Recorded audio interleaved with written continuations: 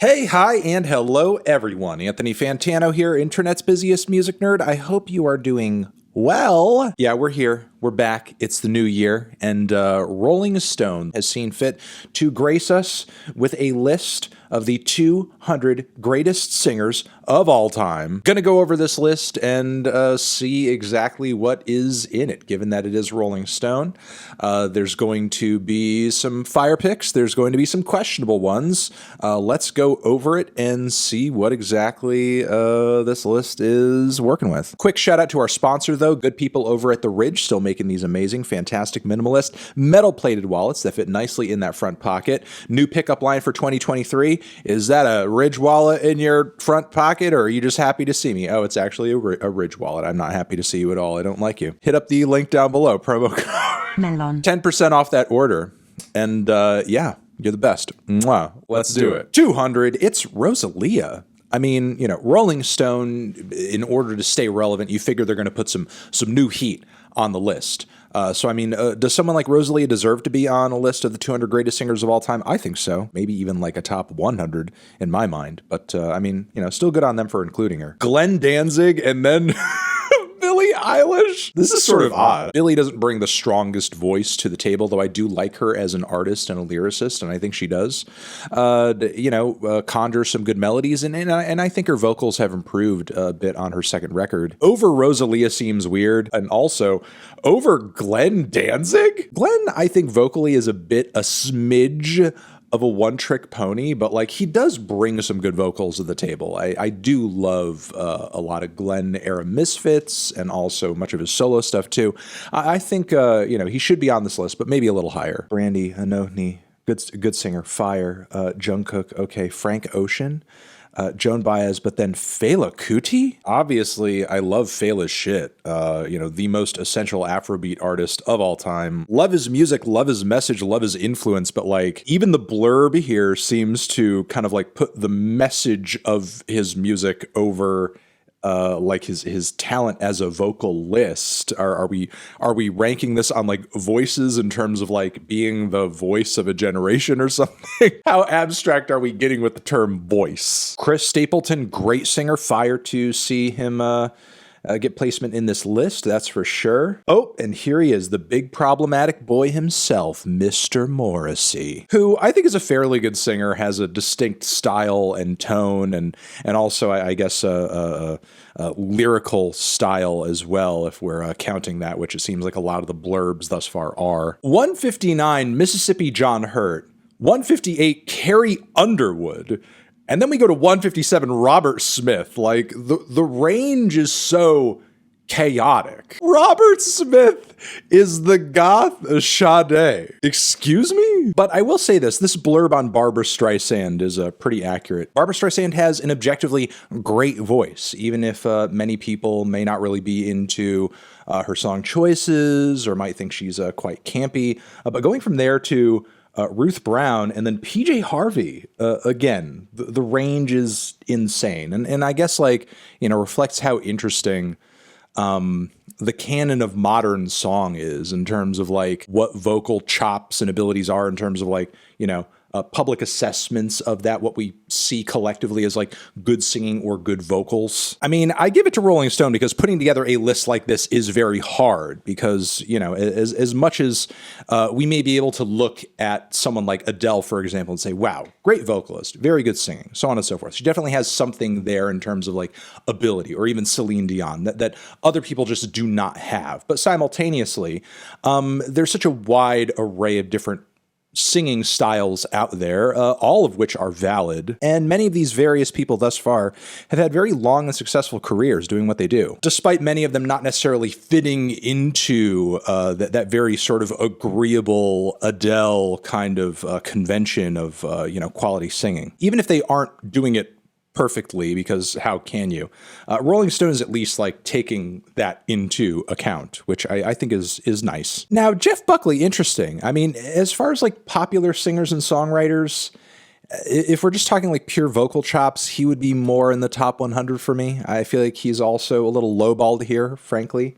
Especially if we are putting him under Miss Courtney Love and also Rob Halford. This is, wow. I mean, Rob also deserves to be higher. I think Rob's also getting lowballed a little bit here. Thus far on the list too, it's pretty clear that Rolling Stone is taking a very narrow approach in terms of like what metal vocalists they're considering and what metal vocalists they are not, which, I think is fair in a sense, because someone like Ronnie James Dio and Rob Halford, in a traditional sense, do sing in, I guess, a more virtuous way. But I don't know, you can't tell me that on a 200 top vocalists of all time, someone like, Corpse Grinder, for example, isn't, an interesting pick because he is so good at what he does.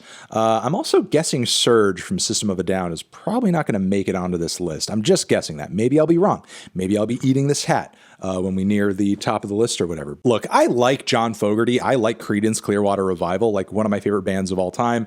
No question, hands down. But John Fogerty's vocals, I'm a little iffy on because, like, they're just such a fucking put on. This man and Creedence know nothing of being a bone by the bayou. They're from fucking Northern California. Like, there's not a bayou in sight. There's a bit of masking going on with John's vocals, frankly, that even though I do enjoy Creedence's songs, I feel a little, uneasy about if we are putting John Fogerty at 118, especially over all of these like black artists. What exactly are we congratulating him on? Like, doing this really elaborate impersonation of somebody from Nowlands. Great songwriter, and I don't doubt his chops as a singer, but there is an element of impersonation to his music that frankly to me just feels very inauthentic, and considering how many blurbs in this list so far all about like, yeah, this person's all about this. Like, the Chet Baker inclusion here is cute, but obviously this is not what he's primarily known for, and I think there are much more formidable vocalists on the list thus far. He is literally near the top 100. Ozzy? Out of the top 100? Ozzy didn't even make the top 100? Where's Bruce Dickinson? I mean, I guess, you could put Bruce Dickinson over Ozzy, but like, Ozzy's all the way down here. Fiona Apple kicked out of the top 100. Abel kicked out of the top 100. Lou fucking Reed didn't even make the top 100. Oh my God. If I were doing a list like this, just purely based on vocal chops, I don't think Lou would make my top 100 either, but clearly that is not the criteria of the list thus far. And Lou is at 107? Like, if you're talking about, style, personality, message, so on and so forth, influence, like, Lou should be way higher, should be in the top 50 at least. But it seems like sometimes that matters in this list, and it seems like sometimes it doesn't.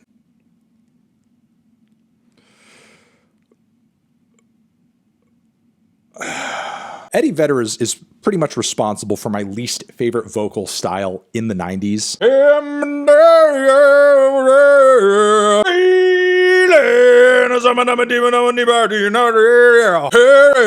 Yeah, I can't take much singing with that kind of timbre to it seriously. I just think it's goofy. Leonard Cohen is out of the top 100? What is going on? They're not even letting Miss Swift into the top 100. Not necessarily that I think she should, be up there personally, but, it kind of seems like popularity and relevance is ranking pretty hard in this list thus far. Man, this top 100 has got to look good if all these people are getting booted out. Okay, number 100, Elton John. We're starting things off pretty strong. Bob Marley in terms of style, influence, and also Usher in terms of technical ability. Chuck Berry too. I'm liking the list so far. It's got some solid placements. Diana Ross in the top 100 was a given, but should be higher. And 86, Michael Jackson. He's not even in the top 20, not even the top 15. Arguably the most influential and talented pop vocalist of all time at 80 fucking 6. There's so many vocalists that I know are going to be higher on this list now that I've seen Mike here, that just objectively speaking are not as good at singing. Like, underneath Steve Perry, I mean, yeah, I love those journey bangers as much as the next guy. But Chris Cornell, fire. Do love Chris Cornell. I do think he is, worthy of being in such a list.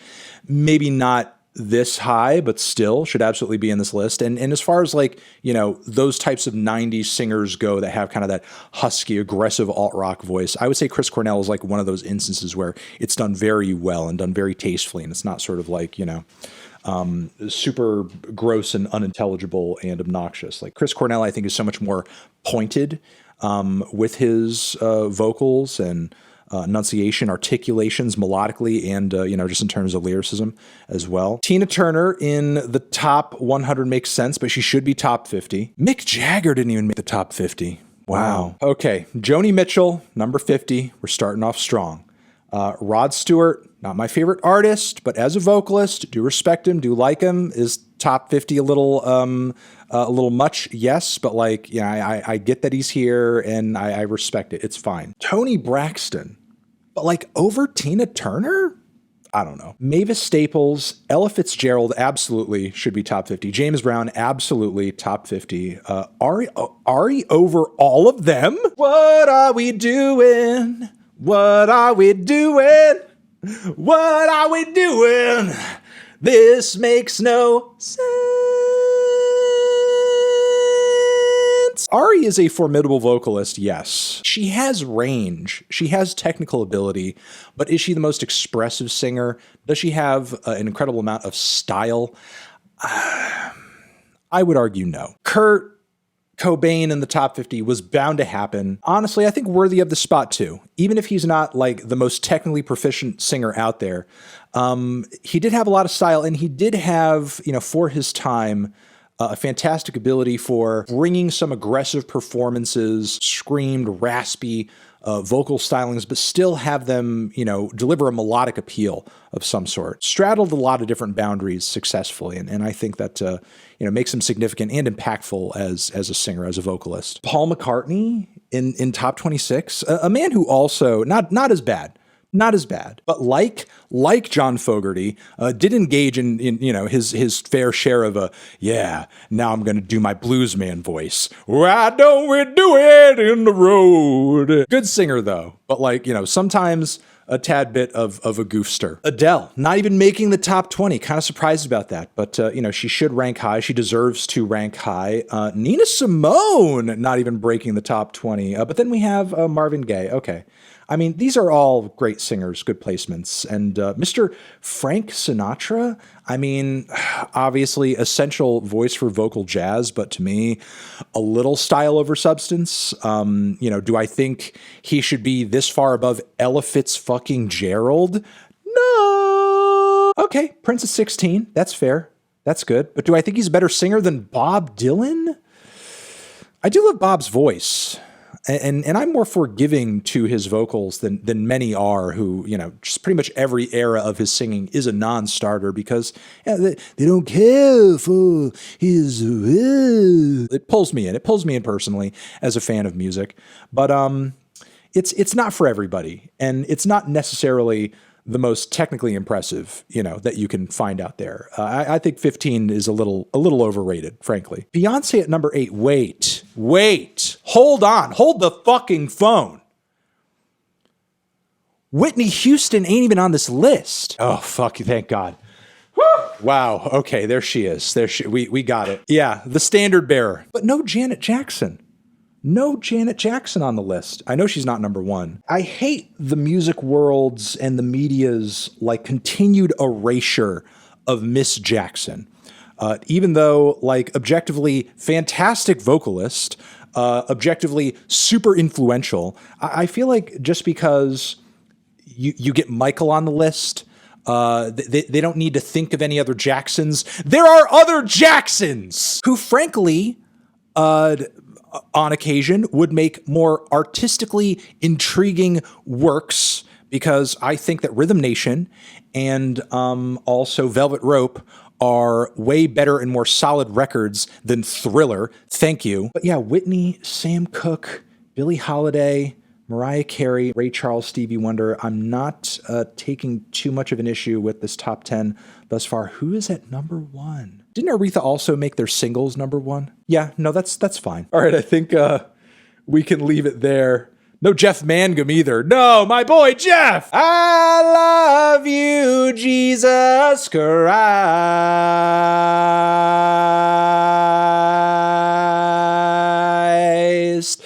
Jesus Christ, I love you. Yes, I do. Jesus Christ, I love you. Yes, I do.